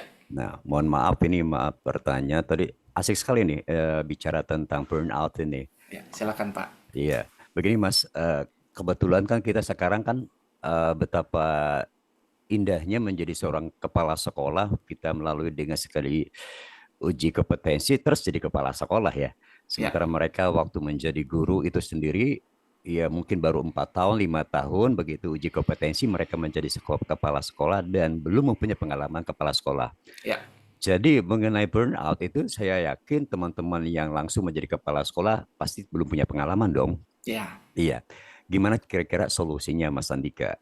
Dengan teman-teman kepala sekolah yang langsung menjadi kepala sekolah yang belum pernah ngalamin gimana debt collector datang ke sekolah, gimana mereka yang lagi cerai-berai mau urusan cerai-berai, sehingga kan ada efek sampingnya ya otomatis ada burnout di situ. Proses mengajarnya, motivasi dalam bekerja udah pasti bertaburan. Nah, gitu gimana? Tolong Mas Andika mohon masukannya. Terima kasih. Assalamualaikum warahmatullahi wabarakatuh. Waalaikumsalam warahmatullahi wabarakatuh. Lanjut Mas Andika, silakan. Terima kasih Pak Edi buat pertanyaannya. Ini memang menarik sekali ya. Jadi memang dari penelitian saya 3 tahun itu saya menemukan kepala sekolah ini posisi yang unik gitu ya. Dalam artian gini, kepala sekolah ini kan sebagai pemimpin iya, sebagai administrator iya gitu ya. Tapi sayangnya kepala sekolah yang 99% berasal dari guru ini nggak pernah benar-benar dikasih kesempatan untuk mengenyam pengembangan kapasitas dari sisi tadi manajemen dan kepemimpinan. Ada tapi mungkin nggak banyak porsinya, malah lebih banyak kan gimana cara bikin RPP yang baik, gimana cara ngajar, pedagoginya seperti apa, manajemen kelasnya seperti apa. Tapi kan nggak pernah diajarin gimana ngelola SDM, gimana ngelola anggaran, gimana dari sisi marketing, gimana dari sisi banyak macam gitu. Malah sekarang mungkin teknologi gitu ya, semuanya harus bisa. Jadi memang ini tuh masalah yang kadang-kadang memang sulit untuk kita selesaikan secara cepat ya. Dalam artian bagi saya pribadi yang saya lihat dan dari masukan berbagai kepala sekolah yang saya temui, memang salah satu yang harus dilakukan sebenarnya bukan mencari obatnya juga. Mencari obat penting, tapi yang lebih penting lagi kita mempersiapkan para guru-guru yang memang potensial tadi sebelum jauh-jauh hari sebelum dia mungkin didorong menjadi seorang kepala sekolah. Jadi peran mungkin tadi pengawas sekarang jadi penting, kepala sekolah jadi penting untuk menemukan tadi talenta-talenta guru-guru yang ini kayaknya dalam jangka sekian lama bisa nih. Gimana kalau pengembangan kapasitasnya udah dimulai duluan, dikasih trial, nyicip gitu ya, tugas-tugas kepala sekolah seperti apa, sehingga dia tuh punya jam terbang. Kalau zaman sekarang anak kuliah ada program magangnya, tanda kutip ya, sehingga guru yang diperbantukan ini untuk membantu kepala sekolah juga bisa ngintip gitu ya, dia mempersiapkan dirinya harus seperti apa, ketika ngalamin ini mesti seperti apa. Memang ada hal-hal lain yang di luar kendali kita, seperti tadi di keluarganya, mungkin dalam hubungan pribadinya si guru atau kepala sekolah, ini sulit kita kendalikan. Tapi kembali lagi kita bisa mengidentifikasi hal-hal yang umum terjadi. Balik lagi, Indonesia ini konteksnya luas, setiap daerah mungkin punya keunikannya sendiri-sendiri, tapi saya rasa para pemangku kepentingan di wilayah itu bisa lah mengidentifikasi hal-hal yang umum terjadi sehingga ini tuh bisa dipersiapkan sedini mungkin. Lalu gimana dong yang udah keburu ngalamin, yang udah keburu mungkin stres, burnout maupun bingung mesti ngapain. Makanya tadi pendampingan dari sisi profesional jadi penting dilakukan. Kita sayang sekali sering menemukan kepala sekolah itu ketika diangkat kepala sekolah ditinggal gitu kan, karena kepala sekolah sebelumnya udah pensiun atau dia pindah gitu ya, dia jadi nggak bingung nih. Makanya adanya komunitas seperti ini juga jadi penting, dalam arti kepala sekolah, guru bisa tap in, bisa ngintip-ngintip juga apa yang sedang terjadi dan dihadapi oleh rekan-rekan yang lain, sehingga mempelajari ini jadi mempersiapkan mereka. Yang jadi kadang-kadang sulit adalah mereka yang tidak tergabung dalam komunitas, jadi seakan-akan semuanya maunya menghadapi semuanya sendiri. Hubungan dengan pengawas juga mungkin tidak terlalu akrab, sehingga juga istilahnya mau cerita juga sulit. Udah ceritanya ketika udah runyam gitu ya, udah kelewat parah, udah nggak tahu mesti ngapain. Jadi memang akhirnya ini butuh dua pihak ya, baik dari sisi orang yang punya otoritas untuk menggali, maupun dari masing-masing dari kita juga harus mau terbuka. Karena balik lagi, kalau kita nggak bisa terbuka, mau pulih itu tentu sulit. Gitu ya. Tapi antisipasi tadi jadi poin yang sangat penting supaya suksesi kepala sekolah ini sebenarnya bisa dijalankan lebih awal. Nggak lagi program-program mendadak yang diceburin aja jadi kepala sekolah gitu. Harapannya bisa menjawab Pak Edi. Begitu Pak Edi? Ya, luar biasa nih, saya jadi setuju juga ya, apabila kepala sekolah baru, terutama yang diangkat dari guru penggerak gitu, atau yang masih belum punya pengalaman terkait dengan manajemen, bagus juga ya ada program magang kepala sekolah gitu ya. Tercetus ini tadi dari Mas Andika ya. Boleh juga nih nanti disampaikan pada saat rakernas kita nanti. Penting ternyata itu, agar apa sih kebutuhan yang belum dia miliki itu bisa dibantukan, karena benar begitu dilantik jadi kepala sekolah sebelumnya ya sudah pindah ke lain tempat dan tidak sempat mungkin ya berbagi ilmu dan sebagainya. Iya, luar biasa nih ya ilmu yang kita dapatkan di sore hari ini. Bagaimana teman-teman?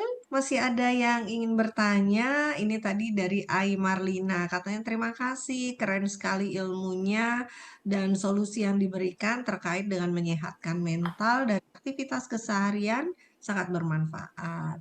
Iya, Senang bisa baik, berbagi, Bu. betul. Eh, baik, Bapak Ibu hebat Indonesia, adakah lagi yang ingin disampaikan? Kalau tadi kata Bu Nur Aini ya, bukan Nur Aini host ya, Ibu Nur Aini SMP 26 tadi ya. Eh, kalau guru sih enak ya, ada kepala sekolahnya. Sehingga tadi disampaikan, oh berarti kepala sekolahnya harus merangkul dong gitu ya. Peduli, kemudian diajak kerja bareng gitu, diberi dukungan gitu, tidak dijudge. Itu kalau gurunya kan kepala sekolah. Nah, bagaimana kepala sekolahnya? Ternyata harus ada komunitas yang Betul, positif begitu ya, sehingga bisa berbagi, bisa curhat juga di situ betul. ya. Kadang-kadang kan kita bisa Hmm. jadi dapat solusi dari teman-teman kita yang sudah pernah Bener, ngalamin bener. gitu. Oh, dulu saya Pernah gini, ngalamin. caranya Terus kayak gini. gini gitu Heeh. ya. Kita kan bisa, wah kita coba-coba deh di kreatif-kreatifin dikit gitu. Jadi ketemu solusi yang lebih lebih mudah gitu. Kalau sendirian kan kayaknya susah ya, Bu. Apalagi lagi burnout kan kayaknya berasanya sendirian aja nih, nggak ada yang bantuin, nggak ada yang ngerti saya gitu kan. Malah apa salah semua gitu. Iya. Iya, baik, luar biasa nih ilmunya nih. Mas Andika, closing statement nih untuk kita Itu semua. Bu, ada itu tuh Pak Patria tuh belum bicara, mau bicara. Pak Mana Pak Patria? Patria dari Inspirasi? Ya betul, Oh, Pak Rini maaf. oke, Pak oke. Patria belum saya sapa. Pak Patria itu yang menghubungkan kita ke Mas Andika sebenarnya. Oh, iya. Kita Silahkan Pak undang ya. Patria. Oke, Ini kita juragannya saya undang. nih, Pak Patria nih. Ya, Oh, silakan Pak. begitu. Mas Patria mohon maaf baru disapa. Iya, iya. Dibuka dulu mikrofonnya. Di Silakan, host apa dulu. kabar Pak Patria Wah, Pratama? kaget ini jadi langsung ditodong. Eh, Ya, ya, mungkin saya sih singkat aja, Bu. Saya sebenarnya sangat menikmati diskusinya sore ini. Tadinya saya sambil buka-buka di laptop, tapi kayak kok diskusinya ini. Jadi saya lumayan stay tune. Jadi ya mungkin sekalian menyapa Bapak Ibu yang lain juga ya. Selamat sore, Assalamualaikum warahmatullahi wabarakatuh. Salam kenal lagi. Ini mungkin kalau sama Pak Asep mah udah hafal ya, tapi sama Bapak Ibu yang lain mungkin sekalian berkenalan. Dulu saya sebetulnya pernah ikutan di acara ngopi bareng pas Oh, zamannya COVID kalau saya nggak salah ya, Ah, pas zaman kita 2021 nanti saya bongkar lagi betul. arsipnya ya. Pas kita sedang Iya. Sampai gegar lupa aku. budaya dengan teknologi dulu kan, lagi Hmm. heboh-hebohnya Oh iya gitu. iya iya. Tuh, jadi ya ini saya sih apresiasi sama Bapak Ibu sekalian gitu. Tapi terutama mungkin saya dari Inspirasi Foundation itu berniat memang kemarin adalah untuk sering-sering mengadakan mensupport lah ya, karena kan diskusinya mah Bapak Ibu memang sudah rutin gitu. Tapi mungkin kita bisa berkolaborasi untuk menghadirkan isu-isu, topik-topik gitu, dan termasuk juga kalau misalnya bisa ya pembicara yang keren-keren kayak Mas Carter ini tentang topik-topik yang mungkin nggak biasa dibahas tapi sebetulnya ngena Penting. gitu buat Bapak Ya, Ibu betul. sekalian. Apa namanya, dan ini juga maksudnya wujud kolaborasi gitu ya Bapak Ibu antara Inspirasi Foundation dengan Aksi dan APSI gitu. Jadi harapannya diskusi kayak gini bukan yang terakhir kita support, tapi setidaknya ada beberapa kali lah dalam 1 bulan gitu. Topik-topiknya saya terus terang mengikuti Bapak Ibu yang tertariknya apa. Ini karena saya kemarin ngobrol aja sama Pak Asep, terus saya tahu Mas Carter juga topiknya sangat relevan dengan Bapak Ibu, ya udah kita bahas sekalian nih. Terutama kalau Sabtu kita ngebahas berat-berat kan capek ya Bapak Ibu ya. Jadi ya udah Yang kita enteng-enteng aja. kita bahas tentang burnout aja, gimana cara ngatasinnya gitu. Jadi yang lebih yang lebih relevan tentang keseharian yang Bapak Ibu hadapin. Mungkin itu aja Bapak Ibu. Sekali lagi semoga nanti bisa diskusi-diskusi lebih jauh ke depannya untuk mensupport Bapak Ibu di APSI dan AKSI. Demikian Pak Asep ya, lapor Pak. Terima Yang kasih pertama Pak Tria, sudah makasih menggelinding. banget. Mohon maaf baru disapa. Nggak apa-apa Bu, mangga Atur ya. Assalamualaikum nuhun Pak warahmatullahi wabarakatuh. Patria. Oh, Iya. bisa. Sami-sami mangga ya. Sebelum kita ke Kang Asep, tadi saya minta Mas Andika closing statement-nya nih untuk kita semua, selain yang 4 solusi tadi nih, untuk kita bagaimana untuk menghindari dari burnout ini. Silakan Mas. Ya, terima kasih Bu Rini gitu ya. Jadi satu memang balik lagi kan kalau kata peribahasa ya, kalau kita bisa kenal diri kita dengan lebih baik, kita bisa memberikan lebih baik juga kepada orang lain. Karena kalau secara logis kan kita nggak bisa kasih apa yang kita nggak punya, gitu ya. Apalagi kita sebagai Bapak Ibu, sebagai guru, kepala sekolah, pengawas, tentu dalam kesehariannya banyak berbagi, gitu ya. Nah, jadi jangan sampai lupa kasihkan berbagi tapi diri sendiri nggak diisi. Kalau sampai kita habis kan kita juga mau bagi apa kita juga bingung kan gitu ya. Jadi terus-teruslah mengisi diri sendiri, jangan sampai kita kehabisan gitu ya. Selalu refresh dirinya. Saya percaya Bapak Ibu rekan-rekan ini punya peran yang sangat penting di dalam pendidikan Indonesia. Jadi kalau garda terdepannya seperti Bapak Ibu rekan-rekan ini tumbang, wah apa nasibnya pendidikan di Indonesia. Jadi saya apresiasi sekali lagi Bapak Ibu rekan-rekan di Sabtu-Sabtu sore ini mau berinvestasi waktu yang luar biasa gitu ya untuk mengembangkan diri dan jadi yang lebih baik lagi. Itu saja, terima kasih Bu Rini. Terima kasih banyak Mas Andika closing statement-nya. Jadi jangan keasikan berbagi ya, tapi diri sendiri juga kita isi gitu ya. Betul, Kemudian kita perbaiki dengan diawali dengan refleksi tadi ya, betul. sehingga kita refresh kembali. Terus terang mungkin saya dengan teman-teman ini saya merasakan udah refresh gitu ya. Terus oh dapat pencerahan nih. Oh iya ya, nanti menghadapi burnout itu seperti ini, luar biasa. Terima kasih banyak. Salam sehat selalu Dengan senang dan hati. sukses selalu Mas Andika. Iya. Baik Bapak Ibu, pengawas sekolah, kepala sekolah dan guru-guru hebat Indonesia, kita tadi sudah dapat pencerahan ternyata tanpa kita sadari burnout ini penting kita pahami ya, karena mungkin saja selama ini kita tidak menyadari itu ya. Namun alhamdulillah kita sudah mendapatkan 4 solusi yang merupakan hasil dari penelitian doktornya Mas Andika, luar biasa. Kali ini kita akan mendengar siapa tahu nih, kepala sekolah hebat dari Bandung, Kang Asep, juga pernah burnout, kemudian mau berbagi dengan kita bagaimana, solusi untuk menyelesaikan burnout yang ada pada dirinya, atau mungkin cerita, eee, pengalaman gurunya ya yang mengalami burnout, kemudian, Kang Asep memberikan solusinya. Silakan, Kang. Baik, terima kasih. Bibir dikulum, tersenyum renyah. Cakep. Assalamualaikum semuanya. Waalaikumsalam warahmatullahi wabarakatuh. Cuman 2 bait, Kang? Cukup saja dulu ya. Iya. Saya pernah mengalami yang kedua tuh, tipe kedua.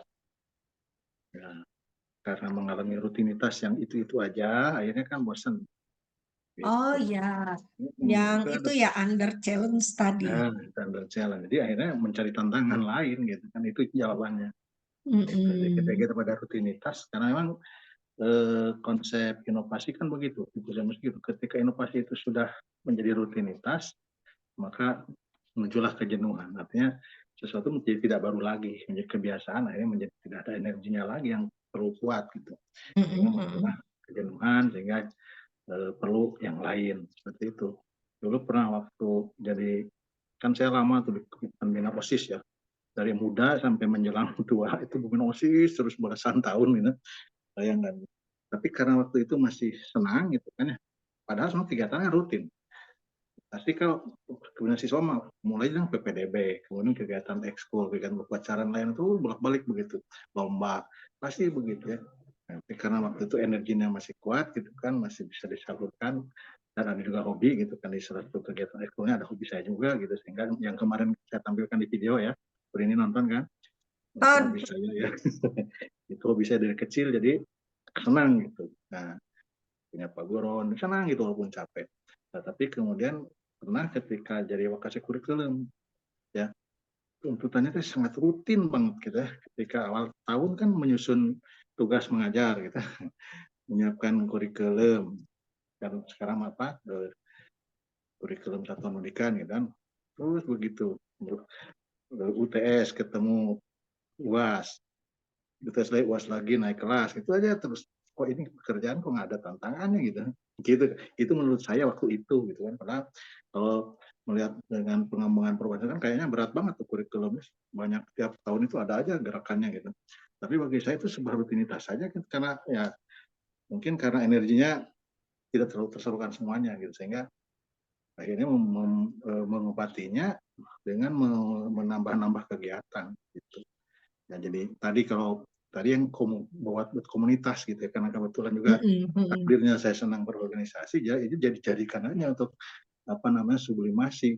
Ada hal-hal yang ingin kita dapatkan, nah kita cari gitu di komunitas gitu, sehingga banyak sekali organisasi yang saya ikuti gitu kan, dari mulai organisasi yang berkaitan dengan rohani, berkaitan dengan seni, berkaitan dengan politik, berkaitan dengan olahraga, semua saya ikuti ya. Jadi banyak tercatat nama saya di berorganisasi di Bandung gitu ya, sehingga nah itu memenuhi kejenuhan itu, karena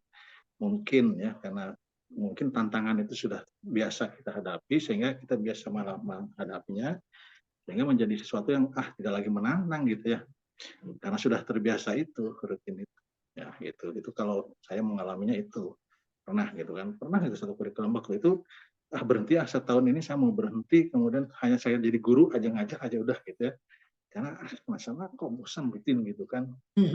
Pikirannya tuh suntuk gitu, karena nyusun jadwal pasti bertengkar kan tiap awal tahun itu, guru ini pengalaman kan, iya kan. Kalau kayak kurikulum itu pasti bertengkar tuh dengan yang pengen ngajarin 2 hari gitu. Pengen ngajar 2 Tidak hari bisa memuaskan semua. gitu kan. Pengen bebas 2 hari gitu kan. Padahal sehingga 1 harinya pengen full gitu. Aneh kan. Wah, itu seru itu. Tapi itu keseruan itu rutin kok gitu. Itu juga gitu terus masalahnya. sehingga menjadi biasa gitu kan, tidak jadi masalah lagi ketika bertengah, ya udah sok mana maksudnya gitu, akhirnya selesai gitu kan. Terus tengah semester menjadwalkan ulangan kan ya ngumpulin soal itu sama aja. Terus ngejar-ngejar guru yang belum mengumpulkan soal kan begitu, terus bolak-balik sampai capek ya.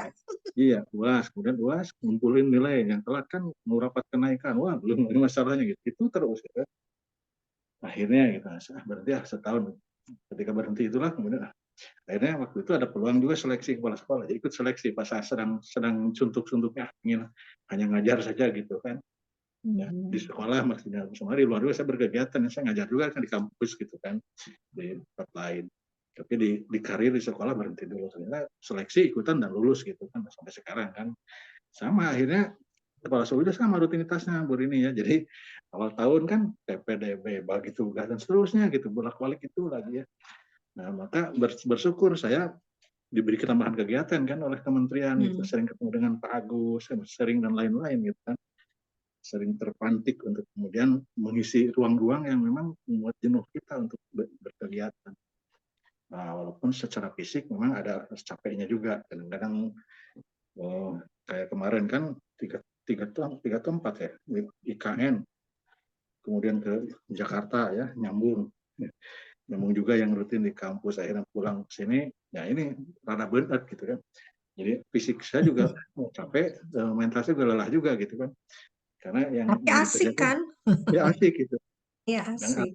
Ya obatnya istirahat dan paling saya penyalurannya pada dipijit. Nah itu pijit itu menjadi bagian dari penyelesaian masalah burnout saya. Gitu. Semua ujung saraf dipegangin sama tukang pijitnya gitu, dari ujung kaki sama ujung kepala. Nah, itu menjadi sembuh. Oh dengan gitu, tukang pijit, iya. Sembuh gitu kan. Jadi saluran darah jadi lancar lagi gitu, dan seterusnya. Seperti itu aja. Ya. Jadi menghindarinya saya dengan kemudian menambah kegiatan lain yang memang membuat berbeda gitu aja. Jadi karena memang rutinitas itu sesuatu yang tidak disukai gitu. Dan saya bilang paling tidak suka yang rutin gitu. Karena kalau yang rutin itu nggak ada tantangannya ya. Kecuali satu gitu, yang tidak bisa dikembangkan teh. Hanya satu aja ke situ. Ya itu nggak berani nambah. Satu aja terus ke situ dan ke situ. Itu mah nggak boleh bilang bos.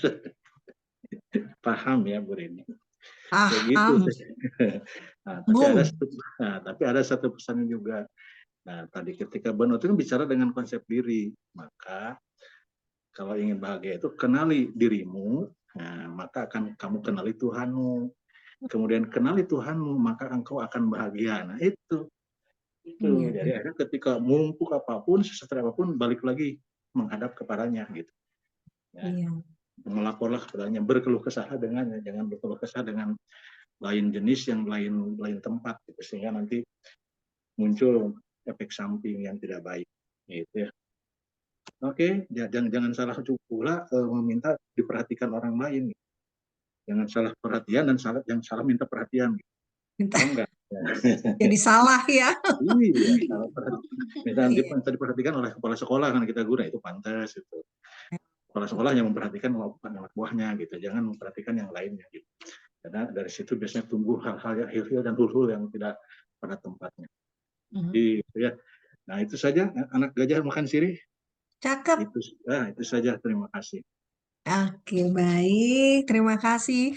Walaupun singkat tapi padat dan mendalam ya apa yang disampaikan oleh Kang Asep, luar biasa nyambung banget dengan materinya Mas Andika, kemudian berbagi pengalaman termasuk yang solusinya pijit-pijit tadi juga ternyata itu salah satu solusi gitu ya. Jadi betul apa yang disampaikan Mas Andika, memang kitalah yang mengatur ritme pekerjaan kalau memang sudah suntuk gitu ya dengan rutinitas yang ada gitu ya. Luar biasa ya narasumber kita sore ini Bapak Ibu, tadi Bu Kitri meminta nomor HP-nya Mas Andika. Nah mungkin nanti ke panitia Bu Kitri. Bisa lewat saya nanti ya. Dengan Cek Nur ya. Kemudian ini Pak Patria juga memberikan materi-materi yang bisa mendukung bacaan-bacaan Bapak Ibu terkait dengan burnout. Walaupun tadi Mas Andika sudah secara luas menyampaikannya untuk kita semua ya. Dari apa sih itu burnout, kemudian sampai kepada solusinya. Jadi solusinya tuh secara umum gitu ada 4. Yang pertama adalah job crafting, kemudian berinvestasi pada pengembangan kapasitas, kemudian tergabung secara aktif pada komunitas positif dan dapatkan bantuan profesional yang sesuai. Nah, selain itu juga tadi ditambah oleh Kang Asep, cari kegiatan di luar itu yang memang sesuai dengan minat kita, sesuai dengan hobi kita, kesenangan kita sehingga kita tidak stres begitu ya. Baik Bapak Ibu, luar biasa ya sore ini kita mendapatkan pencerahan yang nggak diduga-duga ya sebelumnya gitu ya. Dan memang betul kata Ketua Umum APSI Pusat kita Pak Agus Koco, di sore ini memang tidak semuanya yang berat-berat, makanya Bapak Ibu sudah habis mungkin ya kopinya, pisang gorengnya, atau ubi rebusnya begitu ya. Waktu juga yang cukup membatasi kita. Siang hari panasnya menyengat, Kang Asep. Datang sore reda panasnya, ngopi aja. Selesai dengan semangat. Terima kasih pada peserta semuanya. Bapak Ibu, peserta ngopi aja bareng APSI Pusat yang hebat. Demikian rangkaian webinar kali ini, Sabtu 12 Oktober 2024. Saya Rini Herlina, mohon maaf bila ada kata yang salah, bila ada yang kurang. Kami akhiri billahi taufik wal hidayah. Wassalamualaikum warahmatullahi wabarakatuh. Saya kembalikan kepada Cik Nur. Silakan Cik Nur. Waalaikumsalam warahmatullahi wabarakatuh. Terima kasih Teh Rini, luar biasa ya. Pengetahuan sore hari ini tentang burnout. Kalau di Sunda ada bunut ya Bu Rini ya. Itu tumbuhan keras yang daunnya bisa dimakan, menyegarkan badan. Jadi ternyata yang burnout tadi burnout tuh jadi bunut ya. Kondisi kelelahan fisik, emosional dan juga mental yang ekstrim ya ini ya Bu Rini yang yang ekstrim, yang udah kronis. Ya betul, ini sering dialami. Mungkin Bu Rini juga pernah mengalami. Saya juga pernah mengalami, merasakan tekanan kerja yang berkepanjangan. Saya kan 40 tahun nih Bu Rini. Stres ya. Mau marah dengan siapa ya, Cek? Betul. Jadi fenomena ini semakin sering terjadi di kalangan kita ya Bu Rini ya. Di pengawas sekolah, kepala sekolah dan juga guru. Sebetulnya beban itu akan dikatakan berat jika memang di bawah sadar kita menyatakan berat. Jika itu menyenangkan, maka itu akan ringan ya Bu Rini ya. Ya betul. Dan juga ekspektasi yang tinggi juga ini memang sering menjadi pemicu utama jadi burnout ini. Tapi mudah-mudahan ya Teh Rini, lelah kita menjadi lillah sehingga apa yang kita kerjakan yang menjadi tugas pokok dan fungsi kita sebagai pengawas sekolah, kepala sekolah dan juga guru itu adalah memang kewajiban yang harus kita laksanakan ya Teh Rini ya. Tetap harus dilakukan. Iya betul. Mudah-mudahan dampak-dampak negatif yang dari burnout ini sudah kita lalui dan kita akan enjoy dengan mendapatkan pemahaman dari Mas Andika. Luar biasa senang juga dapat narasumber muda, jadi pada senang. Bu Kitri juga terus ya. Seger. Udah moderatornya cantik gitu, walaupun udah nini moderatornya, tapi dengan narasumber yang muda seger juga, jadi seger. Alhamdulillah. Terima kasih Bapak Ibu atas kerjasama dan perhatiannya selama lebih kurang 2 jam di sesi sore hari ini. Ngobrol pintar apa saja. Mudah-mudahan besok kita di tanggal 13, 14, 15, 16 dapat bertemu ya Bapak Ibu ya. Dapat bereuni. Kita dapat bereuni di mana tuh? Teh? Di Bekasi. Di Horizon. Ada juga Kang Asep besok.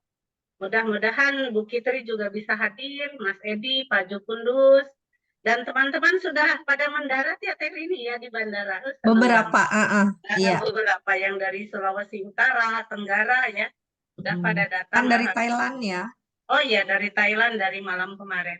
Mudah-mudahan Bapak Ibu kita dapat bertemu besok Sekali lagi Mas Andika terima kasih, Mas Patria terima kasih, Mas Asep, Kang Asep terima kasih, Pak Agus, Teh Rini juga yang sudah membersamai kita. Sami. Jam berapa besok teh? Pukul 3 sore, Kang. Sampai malam. Pukul 17, 19 ya. Acara puncak. Acara malam 19 ya. Iya, Kang. Kita mau lihat juga tampilan memukau nanti di pembukaan dari teman-teman pengawas kita ya, Nini dan Aki-Aki juga. Kalimantan ya? Bukan. Dari, Kalimantan Tengah. Semuanya penarinya dari APSI ya. Wow, keren banget. Mudah-mudahan di Rakernas 2025, 26 dan seterusnya akan ada dari Sumatera Selatan, dari Jawa Barat, atau dari Jawa Tengah, Jawa Timur, Papua, atau dan lainnya. Bapak Ibu mohon maaf jika ada yang kurang berkenan, jika kopinya kurang manis, mohon dimaafkan. Terima kasih atas perhatian dan kerjasamanya. Kita tutup dengan membaca hamdalah. Alhamdulillahirrahmanirrahim. Billahi taufik wal hidayah. Wassalamualaikum warahmatullahi wabarakatuh. Waalaikumsalam warahmatullahi wabarakatuh. Selamat Kang Asep, Mas Andri, Pak Pat. Assalamualaikum. Waalaikumsalam.